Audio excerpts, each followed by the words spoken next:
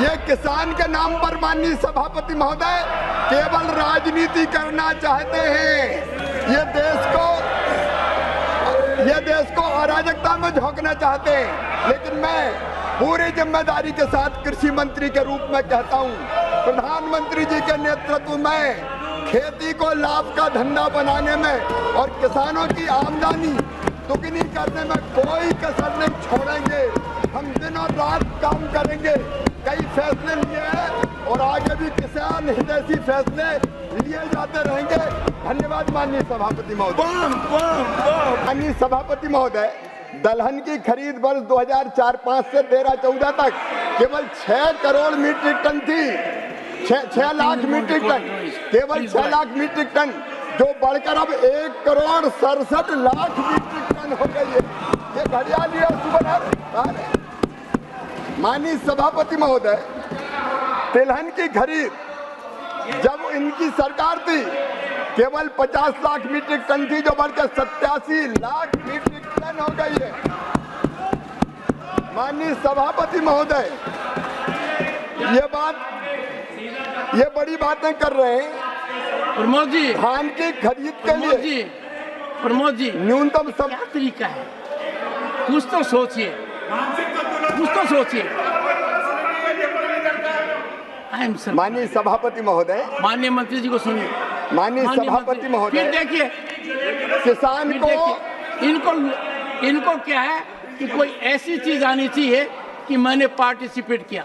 अरे साहब, किसान का मामला है, मेरा तो जीव होता है। मैं जानना चाहता हूँ मंत्री जी से, आप कितना अच्छा सुझाव दिया। एक सुनिए, आज के प्रश्न का सबसे बड़ा फायदा है कि एक माननीय सदस्य ने चाय और कॉफी के बारे में इतनी गंभीर बात कही है जिसका नतीजा निकलेगा।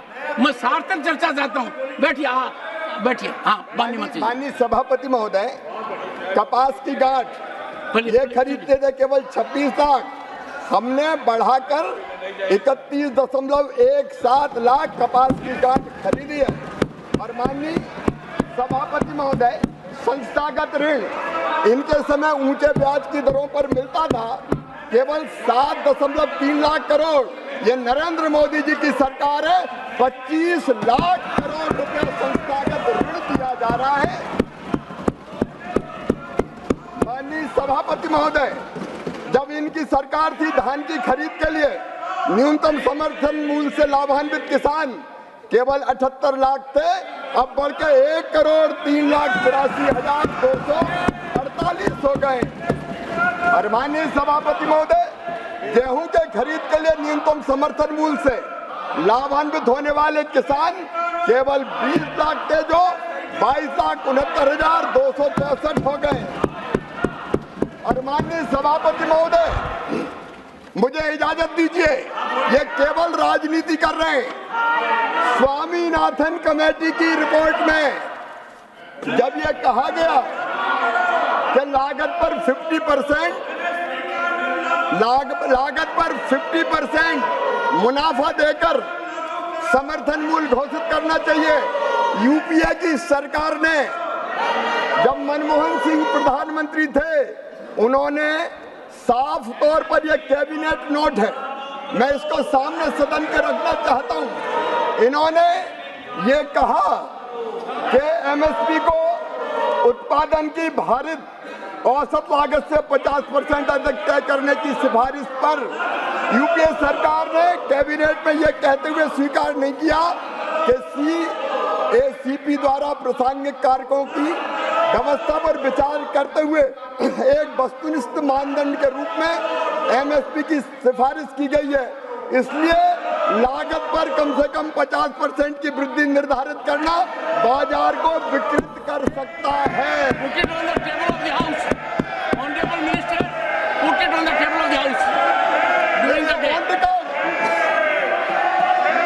इन्होंने स्वामीनाथन आयोग की सिफारिश स्वीकार करने से इनकार कर दिया।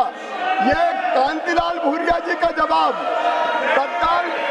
तत्कालीन कृषि मंत्री, उन्होंने कहा कि स्वीकार नहीं किया जा सकता। सम्मानित शरद पवार जी का जवाब, जो सरकार में मंत्री थे, उन्होंने भी कहा कि सरकार सीपी की सिफारिशों के आधार पर एमएसपी तय करती है और इसलिए पहचानने की आवश्यकता है कि उत्पादन लागत और एमएसपी के बीच कोई आंतरिक संबंध नहीं हो सकता और उन्होंने इनकार कर दिया, इसको स्वीकार नहीं किया। ये मंत्री केवी थॉमस का जवाब, इस सिफारिश को सरकार ने स्वीकार नहीं किया है क्योंकि एमएसपी की सिफारिश कृषि लागत और मूल्य आयोग द्वारा वस्तुनिष्ठ मानदंडों के आधार पर प्रासंगिक कारकों की विविधता पर विचार करते हुए की जाती है।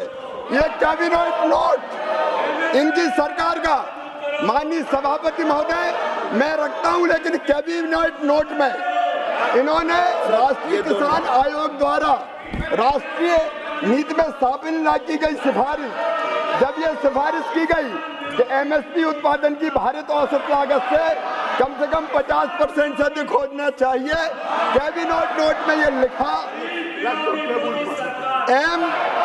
एमएसपी की सिफारिश सीएससीपी द्वारा संबंधित घटकों की किस पर विचार करते हुए बस्ती पूरक मानदंड पर की जाती है, अतः लागत पर कम से कम 50% की वृद्धि निर्धारित करने से मंडी में विकृति आ सकती है।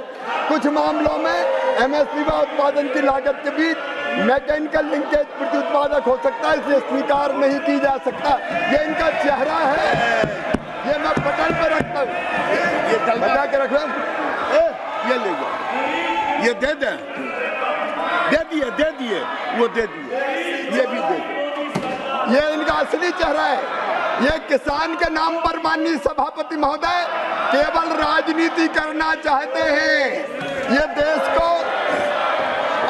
देश को अराजकता में झोंकना चाहते हैं, लेकिन मैं पूरी जिम्मेदारी के साथ कृषि मंत्री के रूप में कहता हूं, प्रधानमंत्री जी के नेतृत्व में खेती को लाभ का धंधा बनाने में और किसानों की आमदनी दुगनी करने में कोई कसर नहीं छोड़ेंगे। हम दिन और रात काम करेंगे, कई फैसले लिए हैं और आगे भी किसान हितैषी फैसले लिए जाते रहेंगे। धन्यवाद माननीय सभापति महोदय। श्री बंसीलाल गुर्जर आजकल supplementary. Nothing is going on. माननीय सभापति महोदय, मैं माननीय मंत्री जी से, जैसे उन्होंने कहा है, पर मैं पूछना चाहता हूं कि 2004 से 2013-14 के बीच में दलहन की खरीदी कितनी की गई और 2014-15 से 2024 के बीच में दलहन की खरीदी कितनी हुई है? क्या सरकार ने देश को दलहन उत्पादन में आत्मनिर्भर बनाने के लिए कोई योजना बनाई है? यदि हाँ, तो तत्संबंधी ब्यौरा क्या है और अब तक की प्रगति क्या है? महत्वपूर्ण प्रश्न है। माननीय सभापति महोदय, बंसीलाल जी ने बहुत महत्वपूर्ण सवाल पूछा है। मैं फिर ये जानकारी देना चाहता हूँ कि 4-5 से 13-14 के बीच में केवल 6,29,00,000 मीट्रिक टन दलहन खरीदी जाती थी और हमारी सरकार, मोदी जी की सरकार 1,70,00,000 मीट्रिक टन दलहन खरीद रहे हैं। 25 गुना ज़्यादा खरीद रहे हैं।